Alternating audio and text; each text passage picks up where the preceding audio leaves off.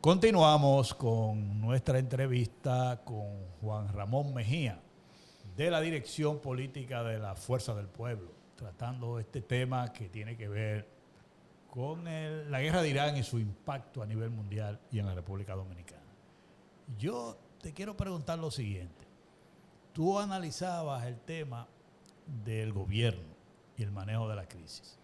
Hay quienes dicen como que el gobierno ha sido muy conservador ante esta situación y nadie se le explica, porque si hay una crisis que todo el mundo se está preparando por su impacto, ¿por qué las autoridades dominicanas al día de hoy no han presentado un plan? Ni siquiera el presidente de la República se ha dirigido al país.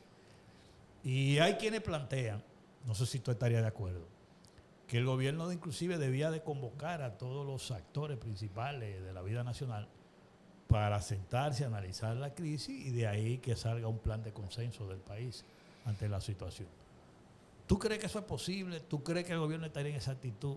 Y yo te voy a preguntar por qué yo digo que si será posible que el gobierno haga esto, porque a la hora que se vaya a discutir el tema de los combustibles, de la tarifa eléctrica, ¿tú crees que el gobierno va a ser sincero en poner sobre la mesa esos dos temas?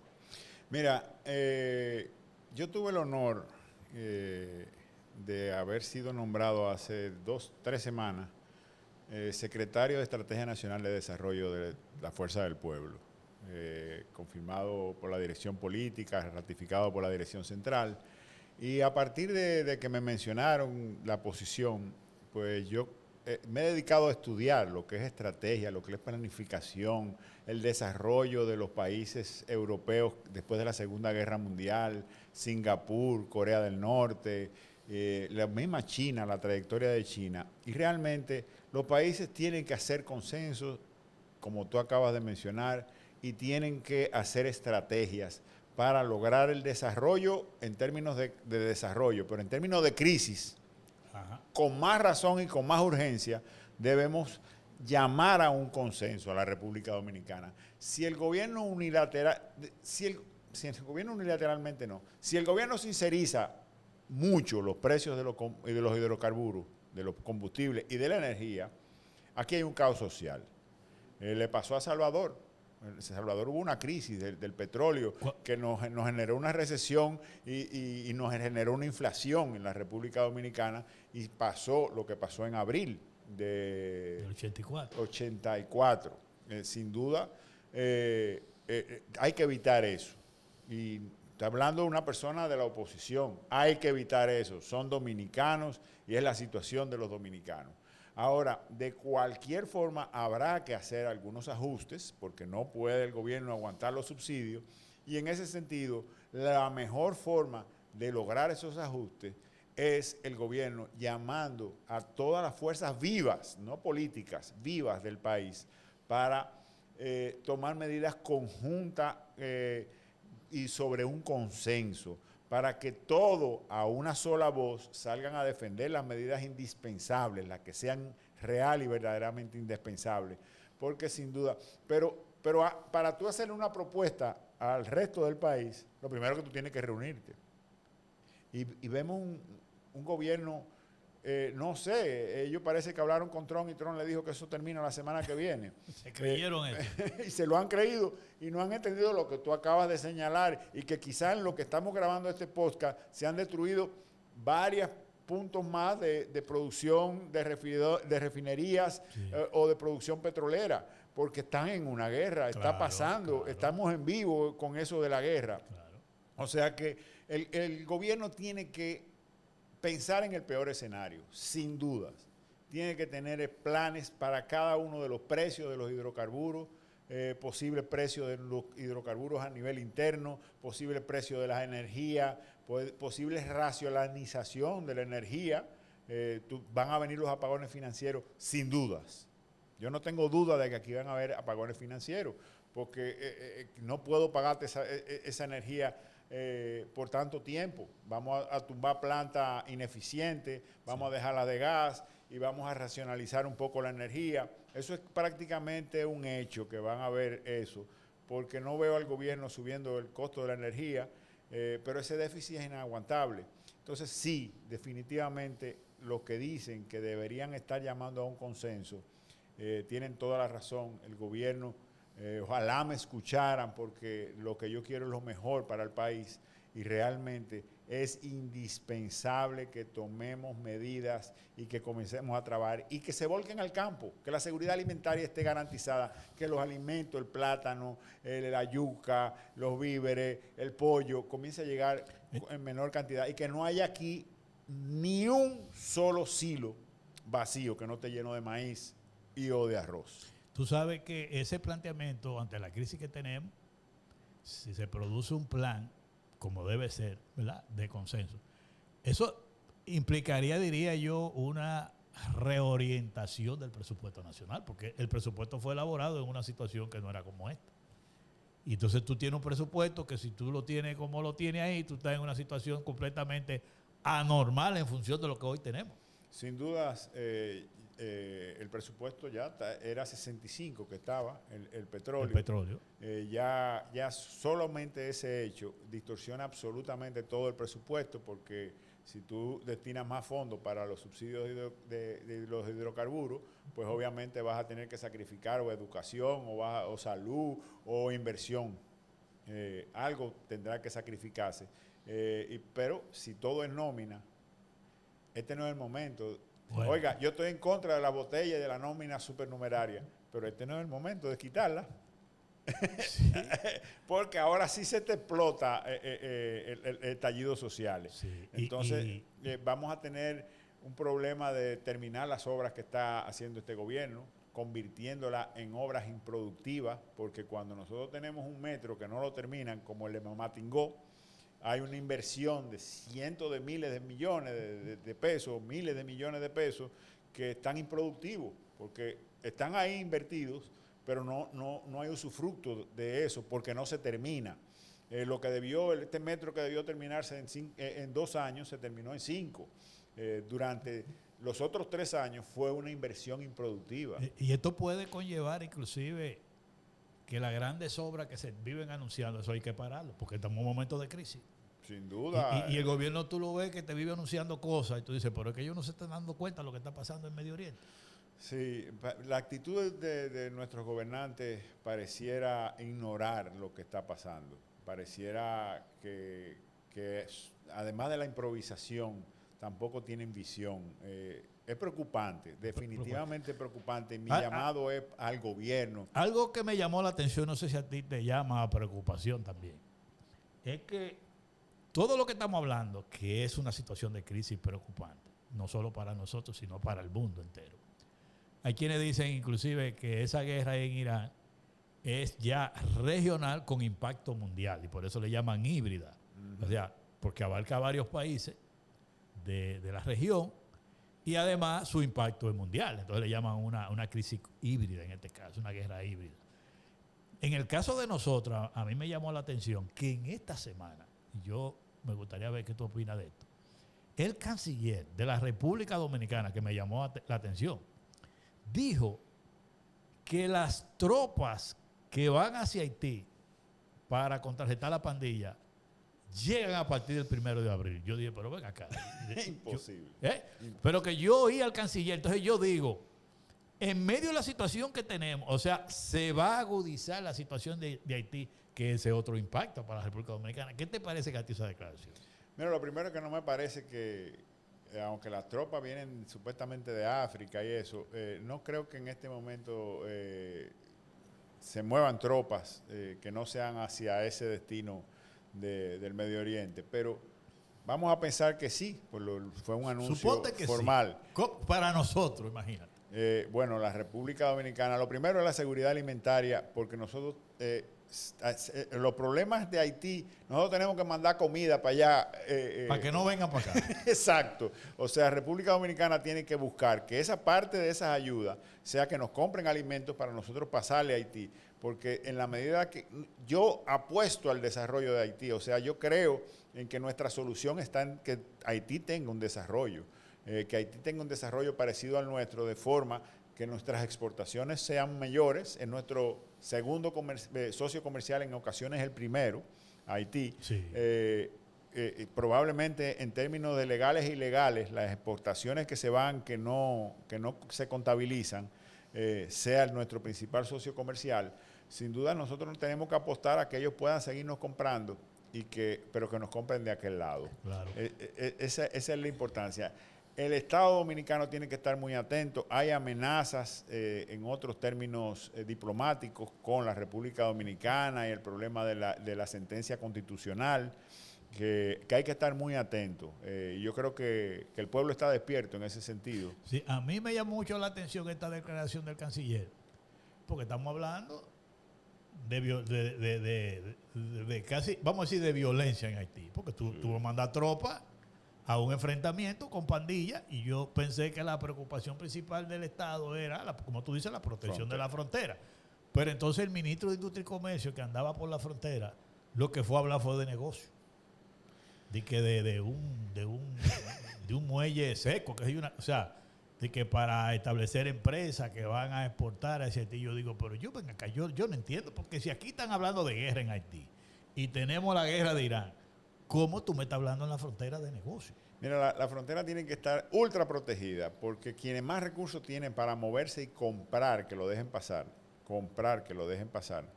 son los que manejan la mayoría de los negocios en Haití, que son las bandas. O sea, lo que nosotros podemos es encontrarnos que los que crucen sean los que dominan la banda, huyéndole a esas tropas que van a llegar. Exacto. Porque los otros encuentran que llegó quien le va a dar la paz, pero a quien le va a hacer la guerra pueden querer cruzar para la República Dominicana y nada más tienen que vestirse de fascineroso para cruzar. Un haitiano más. Un haitiano más. Pero sin duda es altísimo riesgo para nuestro país que esas bandas comiencen a llegar. Ya en República Dominicana estamos teniendo problemas de criminalidad con los haitianos.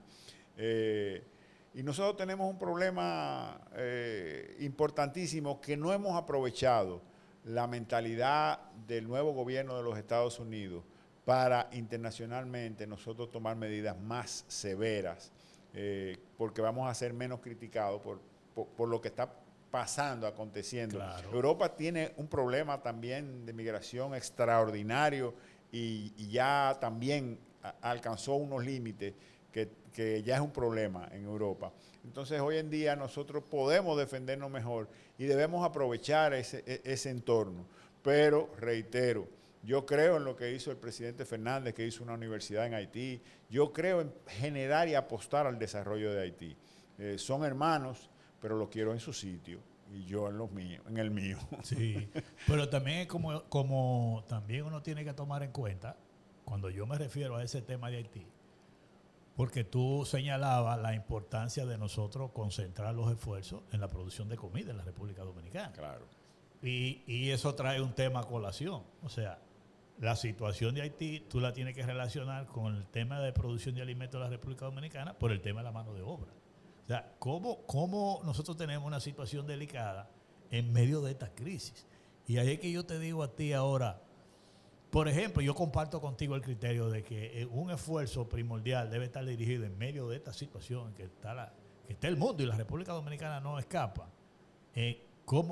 ¿Cuáles son las medidas que nosotros tenemos que tomar para darle ese apoyo, ese impulso a la producción agropecuaria? ¿Qué tú sugerirías en este caso? Mira, Héctor... pero que fuera muy específico, porque tú ahorita, yo sé que dijiste algunas, las generalizaste, sí, pero para que quede bien claro, a ver si las autoridades por lo menos le ponen cara. Mira, en términos del sector agropecuario, voy a soltar la mano de obra para el final. Sí. Lo primero que tenemos que hacer es la urea, meterle algún tipo de subsidio, apoyar que llegue temprano. Los financiamientos, el Banco Agrícola, pero que tenemos que fiscalizar de manera que se den a los productores real y verdaderamente, pero necesitamos apoyar. Necesitamos hasta presionar con terreno baldío. Presionar, el campo tiene que sembrarse en este momento. Esta crisis, yo quiero que la veamos como muy grande, muy larga y que pueda extenderse a estas aguas. Así es que yo quiero que la veamos. Y si no, qué bueno que nuestros campos están productivos, que hay más empleo. Que no se pierde. Eso no se pierde. Es un esfuerzo que es positivo en todos los sentidos. Realmente con el financiamiento, con subsidios, con apoyo. Fíjate qué pasa. Nosotros como nación, yo decía en estos días que cuando tú hablas de que un norteamericano o un brasileño o un argentino tiene un una finca, Sí. tú estás hablando de Los Vicini y Central Romana juntos. Y yo estoy sembrando sorgo y tú caminas kilómetros y kilómetros y kilómetros de sorgo. Entonces, mecanizar un campo de esa magnitud es rentable absolutamente. Totalmente. Sin embargo, cuando tú en República Dominicana encuentras las pequeñas porciones de tierra, si tú tratas de cotizar una máquina, esa máquina tú la vas a prender un día y te va a hacer la finca y va a tener 364 días pagada. Entonces, necesariamente aquí hay que hacer un sistema de cooperativismo y un sistema de que el Estado sea que adquiera esos equipos y vaya en auxilio del productor dominicano, porque nadie tiene predios tan grandes como para una de esas maquinarias. Sin embargo, todos juntos, sí planificados. Ese sería un apoyo que se le puede dar al campo. El otro apoyo es mandarle técnicos agrícolas, técnicos agropecuarios, de producción animal, para su asesoría y mejora de la producción. Básicamente es eso. Además de los fertilizantes, las semillas, quizá darle algunos subsidios, pero que se aboque aquí a sembrar el campo en este momento. Eso es importantísimo. Me diste en el clavo, y te juro que no lo había pensado hasta que me lo mencionaste, el tema de la mano de obra. Es un tema. Es un verdadero tema importantísimo, pero nada más se puede afrontar con responsabilidad de verdad. O sea, nosotros podemos traer mano de obra, porque si no la tenemos aquí, tenemos que traerla. O sea, hay que resolver ese punto. Ahora, tiene que ser, no, porque, ¿qué pasa? No lo hacemos con responsabilidad y con verdaderas certificaciones y mediciones, porque es más negocio hacerlo ilegal. Sí, claro. Y tenemos es más rentable. Entonces, sin duda, en la República Dominicana, por lo menos en este momento, tenemos que dejar de pensar en esa rentabilidad. Y el gobierno tiene que, mano dura, y vamos, ¿cuántos empleados tú necesitas? Puedes traer esos empleados, anótalo, certifícalo, y tú eres responsable del destino de esos empleados y que vuelvan a salir cuando se haga la cosecha, aunque ellos queden con contacto contigo para volver a trabajar cuando haya cosecha. O sea, que se haga como se hacía en otros tiempos, que venían para la zafra y volvían y se iban. Y tener control de eso. Eso hay que tener control, establecerlo. Yo sé que es un poco más difícil que la caña, porque la caña era en un punto que estaban, ahora es mucho más disperso. Pero es un país pequeño. Pero, exacto. Por ejemplo, ¿tú sabes por qué con voluntad se hace. Sí, ¿tú sabes por qué yo te traje el tema a colación? Porque es que yo tengo la información de decenas de invernaderos que por ese problema de la mano de obra han tenido que cerrar. Y en este momento, la producción agrícola en invernadero es clave. Es clave. Claro que sí, claro que porque sí. Es un sitio donde tú controlas la producción y puedes producir de manera el cultivo de rápido desarrollo. Ciclo corto. De ciclo corto, ¿me entiendes? Entonces, si tú tienes un problema grave y esas estructuras están cerrando, inclusive con deuda del Banco Agrícola, que no hay quien levante eso. Entonces, para producir comida y sobre todo eso que tiene que ver con vegetales, que sirve no solo para el consumo local, sino para exportación también. Y tiene un tema de mano de obra, como tú dices, esto hay que asumirlo con responsabilidad. Eso es responsabilidad. El gobierno tiene... por eso es que lo que tú dices tiene toda la razón. O sea, este no es el momento de la Serie Mundial, de pelota. Este es un momento de que el gobierno tiene que llamar a todas sus autoridades, tienen que sentarse y tienen que afrontar esto con responsabilidad para que el impacto sea lo menor posible por la paz social. Sí. Porque esto puede terminar en un problema mayor, además de la paz social, obviamente. Nuestra responsabilidad como políticos, por lo menos como buenos políticos, sí, claro, es el bienestar de la población. Porque tal y como tú señalabas en cuanto al presupuesto, la propia, diría yo, políticas públicas del gobierno, ante la crisis que tenemos, tú tienes que reorientarla. O sea, tú estás hablando ahora mismo, por ejemplo, de la producción agropecuaria, la fusión del IAD con agricultura. Esos planes tú tienes que revisarlos, porque es posible que no hayan las condiciones para eso ahora. Porque tú tienes que concentrarte ahora en producir, no generar una situación que te puede traer problemas que tú no controlas. Como está pasando, que hay problemas con los técnicos en esa parte. En el caso de agricultura, el sector agropecuario, tú tienes un INEPRE, tú tienes al Banco Agrícola, tienes agricultura, tienes el FEDA, que están ahora mismo en una labor diferente a la que tienen que hacer en medio de esta crisis. O sea, yo creo que eso implica, como tú señalas, la responsabilidad de que así como hay ahora que reorientar el presupuesto, también tiene que ver toda la política pública del gobierno. Sin duda. Por ejemplo, nosotros no podemos decir que tenemos una una presa que el gobierno inauguró y que está irrigando 0 metros. Este es el momento de ir y buscar formas alternativas en lo que terminan para irrigar esa zona y hacerla más productiva. Es probable, es viable porque ahí está el agua. Es absoluta, aunque sea sacándola con bomba, pero es viable en este momento ya hacer algo con esa presa. Tenemos una presa que inauguró el presidente, que no sirve agua a ningún acueducto, que no sirve agua a ningún reguío, que no genera 1 kilowatt de energía. Imagínate. Pero está inaugurada, señores, está inaugurada. Entonces, esa falta de responsabilidad y ese vivir de la prensa. Mira, tú estás hablando de fusiones ahora mismo. Educación se iba a fusionar con el MIDER. Echan para atrás, pero para que la noticia no sea que echaron para atrás, ahora hablan de una reforma educativa, que sí o qué, para que ese titular tape al otro de que echaron para atrás. Señores, no podemos seguir gobernando con titulares, tenemos que gobernar para la patria y para los dominicanos. Es urgente, hay una situación calamitosa y las consecuencias pueden ser extremadamente graves. Ahí es que yo digo, como tú señalas, donde las políticas públicas del gobierno tienen que ser adecuadas a la situación que tenemos ahora. Claro. ¿Qué te va a aportar a ti estar discutiendo la fusión de 2 instituciones en medio de una crisis como esta? O sea, ¿qué te aporta eso a enfrentar la crisis? Y yo creo que el gobierno tiene que tener la suficiente humildad y al mismo tiempo responsabilidad para ese tipo de política. Ustedes decir, no, miren, a esto no va ahora. Aquí tenemos un problema totalmente diferente al que teníamos anteriormente. Porque es como cuando tú tienes un paciente en crisis. Tú no puedes actuar en una familia como si estuviera normal, y ni en una sala de atender a un enfermo como si estuviera normal. Con un reggaetón. ¿Verdad? Tú tienes un paciente en crisis, porque estamos en crisis. Entonces tú tienes que aplicar política de crisis. Entonces, a la gente le llama la atención y muchos opinamos que decimos, pero vemos como el gobierno como indiferente a lo que está pasando. Y la gente, el pueblo sencillo, común, tiene la preocupación, pero si sus autoridades no le mandan un mensaje, que ahí que yo digo con las políticas que vayan a aplicarse, que tú hablas de los temas puntuales sobre los combustibles, sobre la tarifa eléctrica, que son temas muy sensibles y delicados.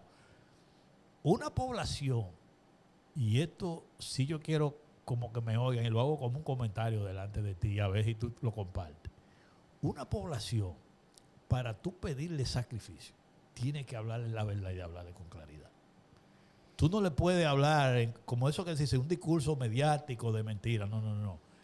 Para pedirle sacrificio a una población, y cuando estamos hablando de sacrificio significa a lo mejor pagar un combustible más caro, a tener que aguantar pagones, tener que consumir menos, tener que hacer fila para ir a buscar combustible. Para tú exigirle ese sacrificio a la población, tú tienes que como gobierno dar ejemplo de eso y hablarle claro, con transparencia. Y ahí es que a uno le llama la atención y le preocupa. Que tú ves funcionarios que están como que no está pasando nada y están en Huacherna, están como en festividades y después tú le quieres que esa población, tú le aumentas los combustibles y te lo pagues. Y Héctor, además de que coincido 100% en lo que acabas de manifestar, te quiero decir, además, tienen que ser inteligentes.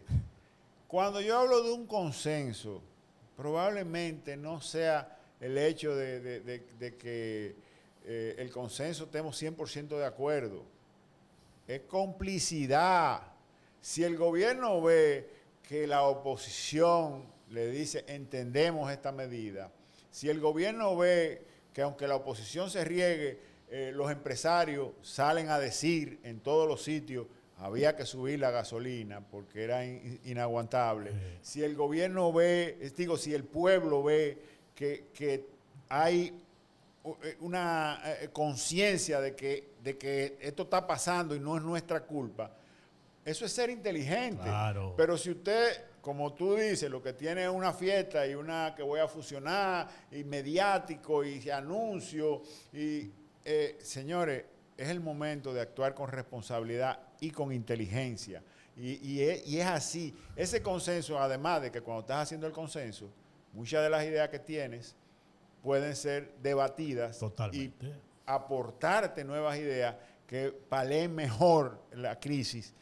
Porque si vamos a hablar de economía, yo estoy seguro que la Fuerza del Pueblo va a mandar a miembros de la Secretaría de Asuntos Económicos a participar en esa discusión. Si vamos a hablar de agricultura, vamos a mandar técnicos de agricultura, pero lo va a mandar el PRD, lo va a mandar el PRM, lo va a mandar el PRCC.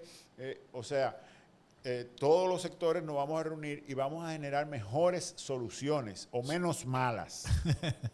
O lo menos la que se entiende que se necesitan. Exacto. Porque eso lo vivimos con la pandemia. Aquí el pueblo se sacrificó en muchas cosas porque se le explicó claramente la necesidad de que la gente, por ejemplo, no saliera de la casa. Entonces, cuando tú le creas, y habían, vamos a decir, médicos de todos los partidos y especialistas informando a la población el riesgo de salir a la calle. Entonces la gente se trancó en su casa. Hasta los principales líderes de los partidos vacunándose. Sí, exactamente. Entonces, se firmaban vacunándose, o sea. Eso te llamó la atención y hizo que la población aceptara esa cosa. Entonces, en medio de una situación como esta, tú tienes que aplicar líneas como esa. Y yo insisto mucho en la transparencia.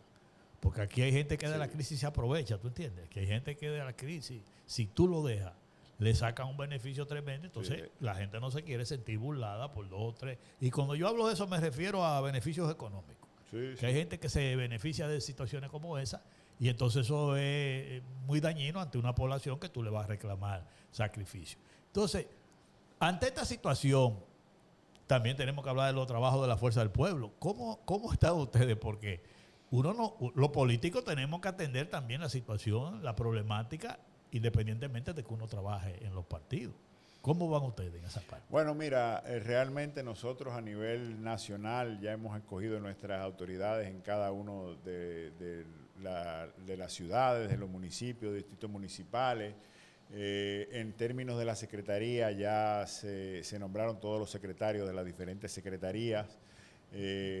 Y obviamente ahora ya comienzan los temas de trabajo de cara a que los votantes disponibles para votar en el 2024 andan alrededor de 50. El presidente que sacó su cédula y 2 o 3 funcionarios que estoy seguro que le sacaron su cédula ya.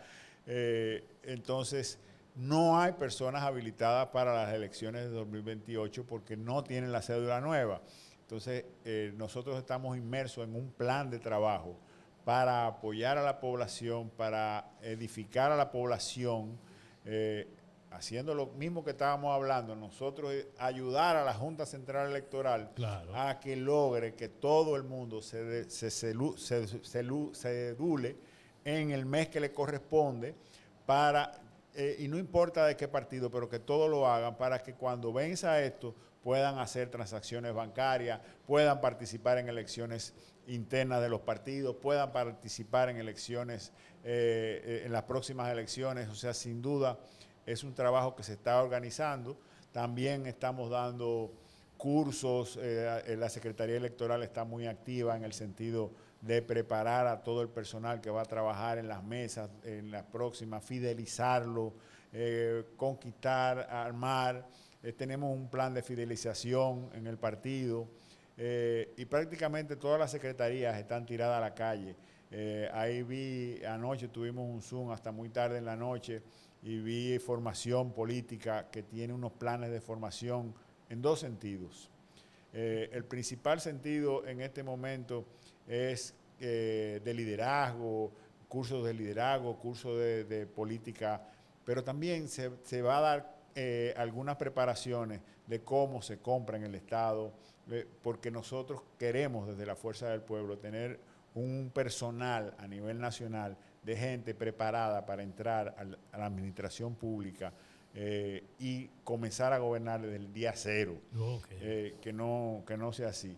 En la Secretaría de Estrategia Nacional de Desarrollo que tengo a bien dirigir, vamos a recorrer el país completo para escuchar a todos los sectores y a todas las comunidades del país y tratar de revisar cómo la Estrategia Nacional de Desarrollo puede resolver eso o cómo haya que modificarla, refrescar la Estrategia Nacional, la olvidada Estrategia Nacional de Desarrollo, porque este gobierno, el ego de este gobierno lo llevó a tirar un meta RD que sin duda pone la carreta delante de los caballos, porque la meta es duplicar el Producto Bruto Interno con la finalidad de que las cosas mejoren, y al revés es que se logra. Primero hay que mejorar la educación, primero hay que mejorar la salud, y con eso tú vas a tener gente más preparada, vas a poder competir con capital humano mejor y vas a lograr que crezca el país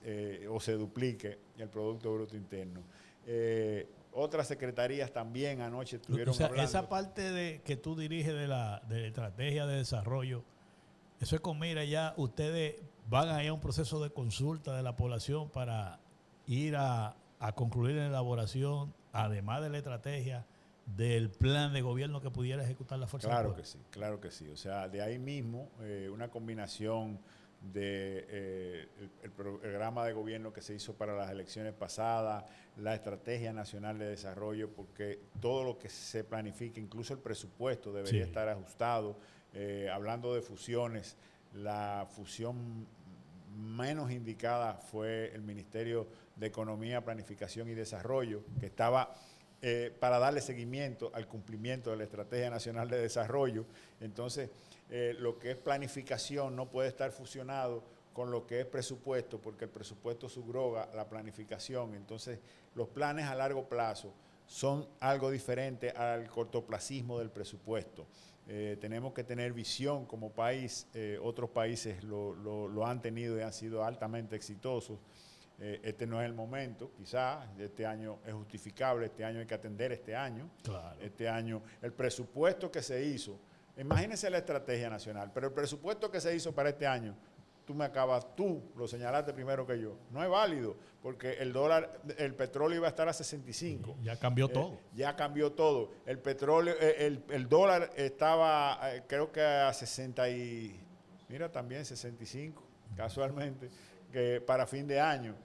Pero ya yo creo que cuando comiencen ahora a demandarse barriles de petróleo y a bajar las importaciones, las exportaciones, tú puedes estar seguro que el dólar va a comenzar a subir, aunque esté en el punto más bajo de su historia. Y además las proyecciones económicas eran otras comparado con lo que... Exactamente, hablábamos de crecer un 3%, aunque yo lo veía muy difícil, pero ya hoy en día ojalá crezcamos. Y como hablamos, el tiempo se va rápidamente, porque nosotros ahorita estamos en abril ya. Sí. Y viene Semana Santa, y como tú vienes a ver, está finalizando el año en una situación como la que hablamos ahorita, de que ahora, inclusive pudiendo terminar la guerra ahora, inmediatamente a la recuperación de todas esas áreas afectadas, te lleva también tiempo, o sea, cambia todo. Ahora, tú hablabas de lo de la fusión del Ministerio de Economía con el de Hacienda. Nadie sabe cómo terminó eso, de dónde está el Ministerio de Economía, cómo fue a parar eso. Yo comencé tú te pones a preguntar a la gente y la gente no sabe cómo terminó eso. No, yo comencé a buscar los informes, y mientras hubo Ministerio de Economía, habían informes de seguimiento de la Estrategia Nacional de Desarrollo. A partir de la fusión esos se han disminuido, y entonces ahí surge Meta RD, que va a duplicar el Producto Bruto Interno, y lo que hace es que crecemos la mitad que el año anterior. En vez de 5, 2.1. Oye, bien. Y dicen algunos economistas importantes del país que sus números le dan menos del 2%. Bueno, Juan Ramón, hemos llegado al final del programa. Hemos tocado muchos temas interesantes, sobre todo en medio de esta crisis. Ojalá te hayan escuchado. Ojalá te tomen en cuenta la opinión de ustedes como Fuerza del Pueblo. Uno hace el esfuerzo de comentar mucho de estas cosas. Las experiencias vividas llevan a uno a conocer mucho de estos temas. Y ojalá las autoridades escuchen y se puedan tomar medidas, porque al final de cuentas, como tú dices, a uno lo que le interesa es la estabilidad del país. Y esa es una posición que tú has externado aquí, positiva en la política dominicana, que es lo que ha garantizado la estabilidad del país. El liderazgo político ha sido maduro durante mucho tiempo y nos garantiza la estabilidad que tenemos hoy. Te agradecemos esta oportunidad, Juan Ramón. Héctor, gracias a ti, la verdad que es un honor esta invitación. Para mí estar contigo, y salúdame a los dirigentes de la Fuerza del Pueblo, en especial al presidente Fernández, que yo sé que en estos días tendrá que pronunciarse sobre estos temas, porque es una persona conocedora de estos temas y que pueda aportar mucho a la nación dominicana. Sin duda que sí.